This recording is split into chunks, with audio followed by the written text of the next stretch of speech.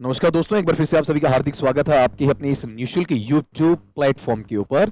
अपनी बात चल रही थी पिछली वीडियो के अंदर, आपका वहां पर मिसलेनियस कुछ एमसीक्यूज हैं, मल्टीपल चॉइस क्वेश्चंस हैं, उनमें अपने पार्ट 1 कर लिया था, 15 क्वेश्चंस कर लिए थे। आज बारी है बचे हुए 15 सवालों की आपकी। वहां पर यहाँ पर क्वेश्चन का जो सीरियल रहेगा वो 16 रहेगा। आज की क्लास का पहला सवाल रहेगा, तो बिना किसी देरी के बिना अपन चलते हैं अपने पहले सवाल की तरफ। पढ़ना बेटा यहाँ पर, जैसे मैंने बोल दिया कि पहला सवाल कौन सा आपका वहां पर 16वें नंबर का है कि विच symbol represents the vowel sound in kite.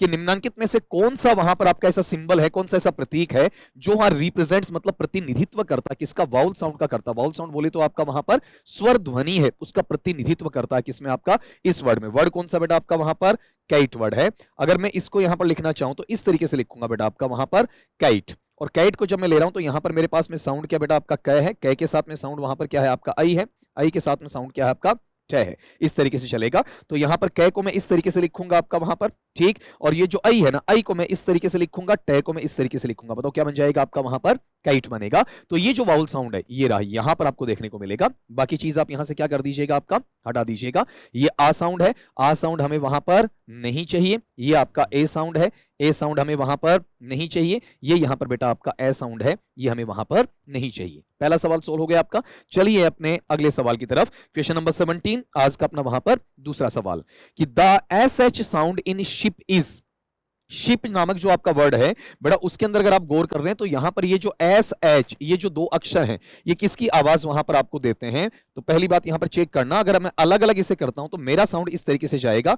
से साउंड है, से के साथ में आपका ई साउंड है, ई के साथ में आपका वहां पर पे साउंड है, और यहां पर ये आपका शे साउंड है, ये ई साउंड है, और ये बेटा आपका पे साउंड। क्या बन गया बताओ आपका वहां पर, शिप बन गया। ठीक है, अब ये जो साउंड मुझे देखने को मिलेगा यहां मिलेगा। बाकी चीजें अपन काट सकते हैं यहां से, देखिएगा कैसे। ये जो साउंड है ये मेरे पास में बेटा यहां पर इस तरीके से जाता है, ये मेरे पास में इस तरीके से जाता है, और ये मेरे पास में इस तरीके से जाता है। मैं तीनों को बोल के आपको वहां पर बता देता हूं। ये से है, ये चे साउंड है, ये ज, इस तरीके का साउंड आपको देखने को मिलता है। और मुझे कौन सा चाहिए था वहां पर, आपका शे साउंड चाहिए था, जो यहां पर देखने को मिलेगा। ठीक है, अगले सवाल पे आ जाएं आपका वहां पर।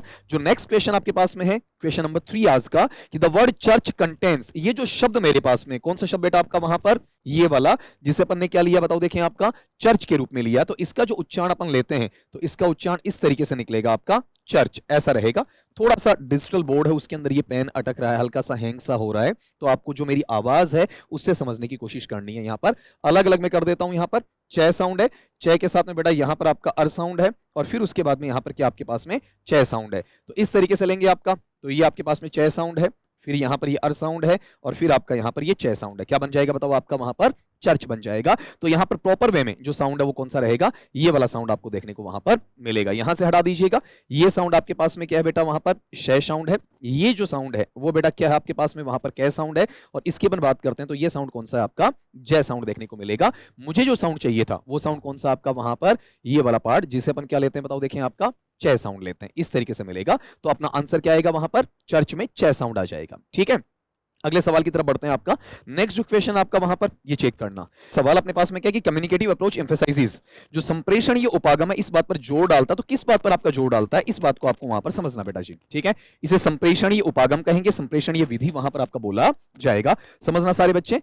जो आपका ग्रामर ड्रिल्स है, व्याकरण की जो आपकी वहां पर अभ्यास की स्थिति होती है, अगर इस अभ्यास की स्थिति को मैं बोलूं ना, तो यहां पर जो ग्रामेटिकल ड्रिल है ना आपका, ये टीसीसी ट्रांसलेशन कम ग्रामर मेथड में होता है, या फिर जीटी ग्रामर ट्रांसलेशन मेथड में होता है, जहां पर व्याकरणीय जो पद्धति है उनका आधार बहुत ही बेजा या फिर अच्छे लेवल पर आपको देखने को मिलता है। फिर ट्रांसलेशन अनुवाद भी आपका जीटी मेथड या टीसीसी मेथड में होता है। मेमोराइजेशन जो आपका रट्टा मारना है ये भी वहीं पर आपको देखने को मिलता है। लेकिन जब आप रियल लाइफ कम्युनिकेशन की बात करते हैं, यथार्थ की या वास्तविक जीवन के संप्रेषण की बात करते हैं, तो ये हमारे पास में बेटा हमें कहां पर देखने को मिलता बताओ आपका, सीएलटी में, कम्युनिकेटिव लैंग्वेज टीचिंग में देखने को हमें वहां पर मिलता है। ठीक है, अगली बात पे आ जाए आपका। क्वेश्चन नंबर आपका वहां पर नेक्स्ट है कि a challenge in multilingual classrooms is.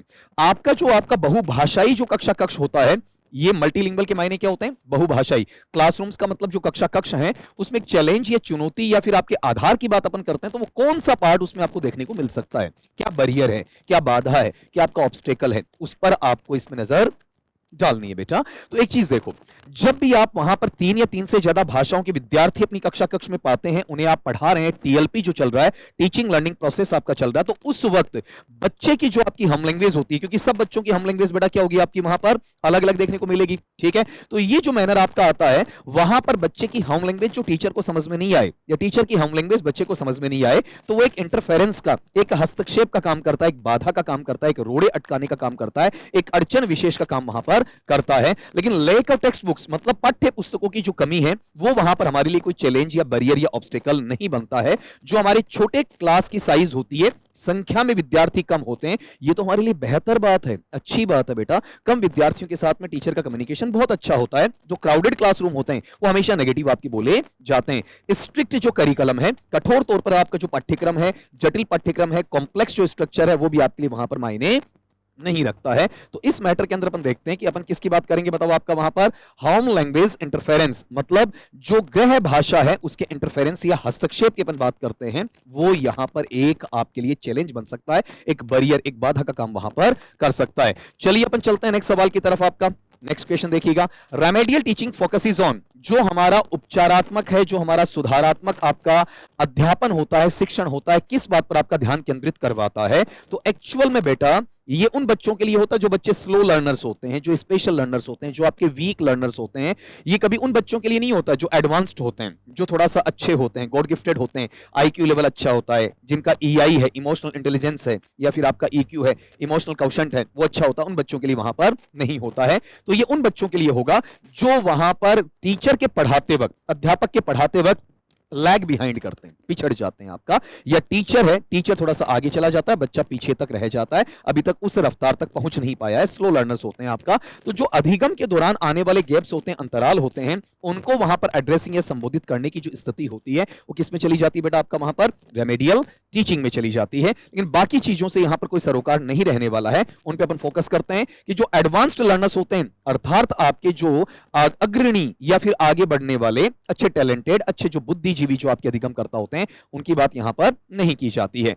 Group का जो आपका कॉम्पिटिशंस होते हैं, मतलब समूह की जो आपकी प्रतिस्पर्धाएं होती हैं, उन पर भी यहां पर फोकस नहीं किया जाता है। थियरी हैवी लेसन है, आपके सैद्धांतिक तौर पर जो आपके वहां पर भारी भरकम अध्याय या सबक हैं, उनकी बात भी वहां पर आपकी नहीं की जाती है। तो यहां कुल मिला के जो मेरे पास में रेमेडियल टीचिंग के जो फोकस आता है, किस पर आता है? एड्रेसिंग लर्निंग गैप्स के ऊपर आता है। ठीक, अगली क्लास पे वहां पर अपन जाएंगे।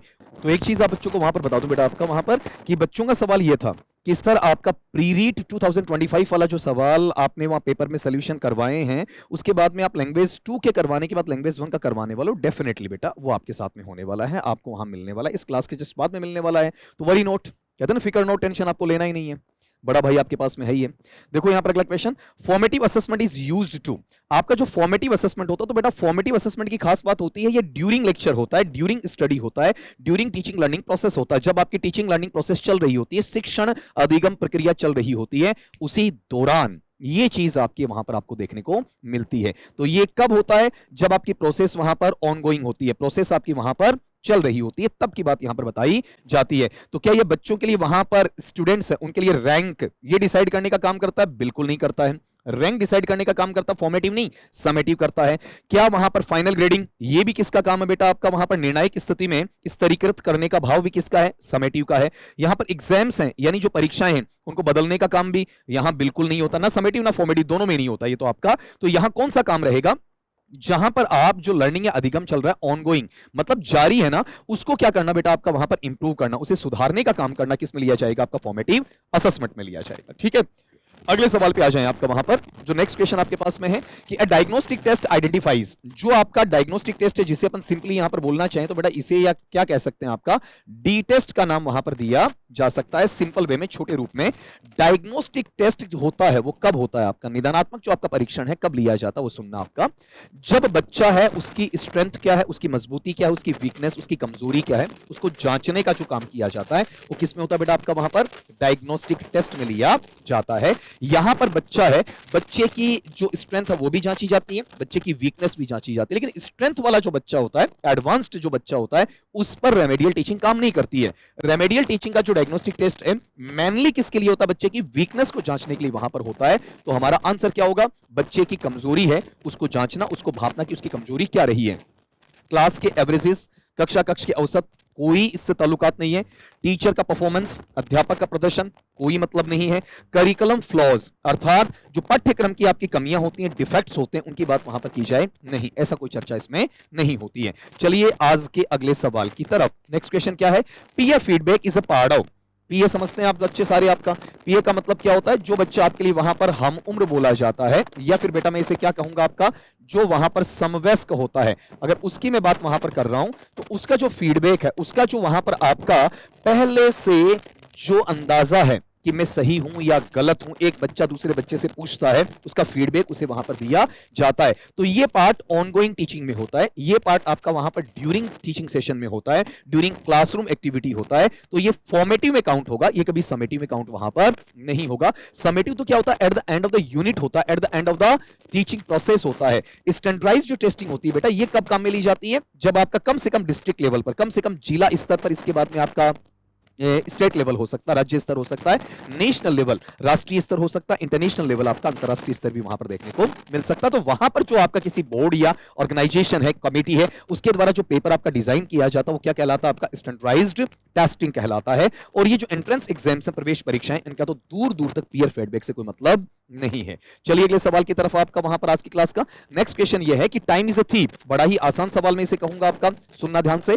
टाइम यहां पर बेटा किसका काम करेगा? एक्स का। थीफ यहां पर किसका काम करेगा? वाई का। X is equal to Y, Y is equal to X. यहां पर टाइम और थीफ, समय और चोर, दोनों ही क्या है? डिफरेंट ऑब्जेक्ट्स हैं, डिसिमिलर ऑब्जेक्ट्स हैं, और इनके बीच में कंपैरिजन करवाया गया है कि समय कैसे बीतता पता नहीं चलता, चोर कब आकर कब चला जाता था पता वहां पर नहीं चलता है। लेकिन इसमें सो लाइक एज के बगैर आपका कंपैरिजन हुआ, इसका मतलब रूपक अलंकार है, लक्ष्यार्थ का भाव हमें यहां पर देखने को मिलता है, जिसे अपन मेटाफोर का नाम देते हैं। इसमें कंपैरिजन तो है, लेकिन सो लाइक एज के बगैर है तो सिमिली नहीं होगा। इसमें नॉन ह्यूमन है, नॉन ह्यूमन में ह्यूमन एट्रीब्यूट नहीं दिया गया, तो पर्सोनिफिकेशन या फिर आपका व्यक्तिकीकरण होने की कोई गुंजाइश नहीं बनती है। हाइपरबोली मतलब अतिशयोक्ति या फिर एक्सेजरेशन, बढ़ा चढ़ा के कहना, तिल का ताड़ बनाना, राई का पहाड़ बनाना, बात का बतंगड़ बनाना, ऐसा कुछ भी इसमें देखने को नहीं मिलता है। टाइम ही थीफ है, थीफ ही आपका टाइम है। चलिए अगले सवाल पर आपका वहां पर नेक्स्ट क्वेश्चन देखना जरा।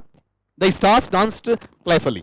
जो स्टार्स या तारे हैं वो आमोद प्रमोद के साथ में खुशी खुशी आपका वहां पर नाचने लगे। तो अभी भी मेरी बात हुई थी वहां पर कौन सा? ह्यूमन नॉन ह्यूमन वाला। तो स्टार्स मेरे पास में नॉन ह्यूमन है और ये डांस करना मेरे पास में ह्यूमन एट्रीब्यूट है। तो जब आपका ह्यूमन एट्रीब्यूट है वो नॉन ह्यूमन में डाल दिया जाता है तो उसे मानवीकरण करना कहा जाता है। जिसे इंग्लिश में बेटा अपन क्या कहते हैं? आपका पर्सोनिफिकेशन कहते हैं आपका। और पर्सोनिफिकेशन वाला पार्ट यहां अप्लाई होता है, लेकिन कंपेरिजन कहीं नहीं है, तुलना का कोई भाग नहीं है। सो लाइक एज के साथ भी नहीं है, उनके बगैर भी नहीं है आपका। और यहां पर अलिटरेशन अनुप्रास कब होता है? जब शब्दों के शुरू में आपका कोई साउंड रिपीट हो रहा होता है, स्पेशली कॉन्सोनेंट साउंड या व्यंजन ध्वनि है, उसकी आवृत्ति हो रही होती है, वो अलिटरेशन में आता है। और जब मैं असोनेंस की बात करूंगा, असोनेंस का मतलब जब वर्ड्स के बीच में मुझे क्या मिल रहा होता है आपका वहां पर? वाउल साउंड्स मिल रहे होते हैं, वो किस में चला जाएगा आपका वहां पर? असोनेंस में, जो रिपीट होने चाहिए। तो ऐसा भी कुछ यहां देखने को नहीं मिलता है। चलिए अगले सवाल की तरफ थोड़ी सी नजर डालिए और बताइए मुझे कि इसका आंसर वहां पर क्या बनता है। मेरे तक आपकी आवाज नहीं आएगी, रिकॉर्डेड वीडियो है, लेकिन आप जब ये देख रहे होते हैं तो बोलना जरूर चाहिए कि सर हमारा आंसर ये है, आपका आंसर वहां पर ये आया।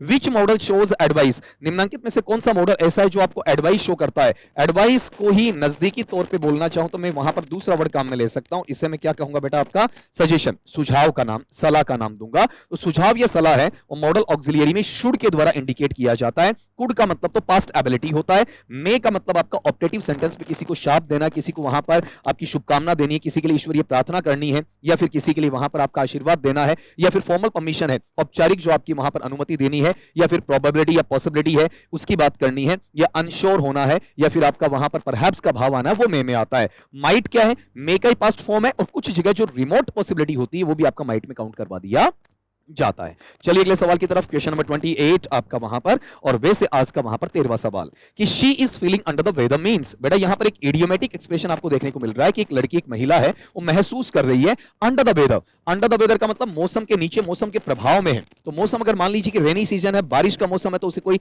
चर्म रोग हो जाए, आपका चिपचिपा सा महसूस हो जाए। गर्मी है तो उसे हैजा वेजा हो जाए आपका वहां पर। सर्दी है तो उसे जुकाम बुखार हो जाए आपका। इसका मतलब मौसम ने उसे क्या बना दिया? आपका बीमार बना दिया। तो अंडर द वेदर का मतलब मौसम के प्रभाव में आना है, और मौसम के प्रभाव में आने का मतलब जैसा मौसम है अपने प्रभाव में लाकर उसे कहीं ना कहीं बीमार बना देगा। बीमार बनाने को अपन कहते हैं आपका इल करना आपका वहां पर। बाकी चीजों से इसमें कोई रिलेशन नहीं, दुखी होने से, क्रोधित होने से, भ्रमित होने से यहां पर कोई मतलब नहीं रहेगा। आज की क्लास का सेकंड लास्ट क्वेश्चन आपको देखने को मिल रहा है कि Macbeth is an example of, ये बड़ा फैक्चुअल क्वेश्चन है, इसमें ज्यादा सोचने की जरूरत बिल्कुल भी आपको नहीं है। जैसे मैं विलियम शेक्सपियर का नाम बोलूं, आपका स्ट्रैटफोर्ड ऑन एवन में जन्मा, आपका 16 अप्रैल को 1564 को आपका वहां पर, उसकी मृत्यु भी 16 अप्रैल को वहां पर हुई थी। ये जो एलिजाबेथन या फिर जैकोबियन, आपका दोनों को मिलाकर एक आपका पोइट और ड्रामेटिस्ट बनता है। इसके कुछ नाटक हैं जैसे रोमियो एंड जूलियट, खूब नाम सुना होगा, एज यू लाइक इट, या फिर 12th नाइट्स है आपका, वैसे इसका लिखा हुआ एक आपका नाटक है मैकबेथ। ये ग्रेड 1 है स्कूल लेक्चरर, उसके सेकंड पेपर में लगा हुआ है और यहां पर कम से कम 5 सवाल पूछे जाते हैं, कई बार 7 8 10 तक सवाल वहां पर उससे पूछ लिए जाते हैं। लेकिन आपको तो केवल इसका नाम याद रखना है कि मैकबेथ विलियम शेक्सपियर का लिखा हुआ है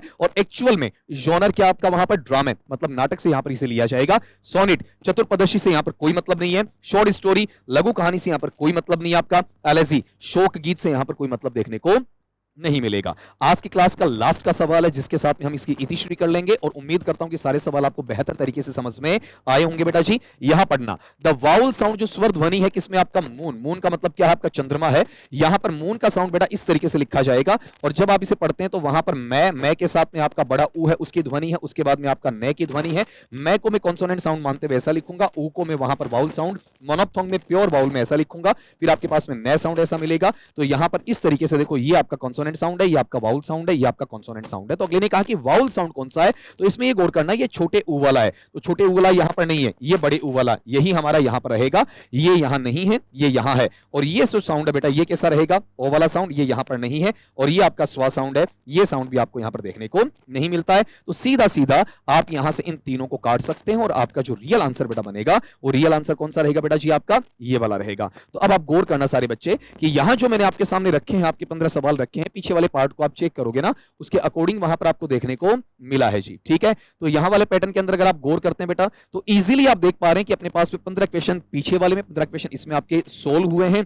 और कोशिश में यह करूंगा कि जल्दी ही आपका जो प्री रीट है, आपका मैंने बीच में भी क्लास के अनाउंस किया, शुरू में भी अनाउंस किया और पहले भी अनाउंस कर चुका हूं, तो उसका जो आपका लैंग्वेज 1 है उसके 30 क्वेश्चन, उसके 2 पार्ट बना लूं, आपका पार्ट 1 पार्ट 2, और वो आपको जल्दी से वहां पर सोल्व करवा दूं। तो आज की क्लास के लिए काफी रहेगा आपका, वहां पर कहते हैं ना इति सिद्धम, सारा हो गया आपका। मिलता हूं नेक्स्ट क्लास में नए वीडियो के साथ में, नए कंटेंट के साथ में। तब तक के लिए वहां पर स्वस्थ रहिए, मस्त रहिए, अपनी तैयारी में जुटे रहिए और जल्दी खुशखबरी देनी है 27 और 28 फरवरी को कि सर हमारा पेपर बहुत बेस्ट गया है। इसी उम्मीद के साथ में आपसे इजाजत चाहता हूं, मिलता हूं नेक्स्ट वीडियो में। तब तक के लिए सभी दोस्तों को मेरी तरफ से नमस्कार साथियों।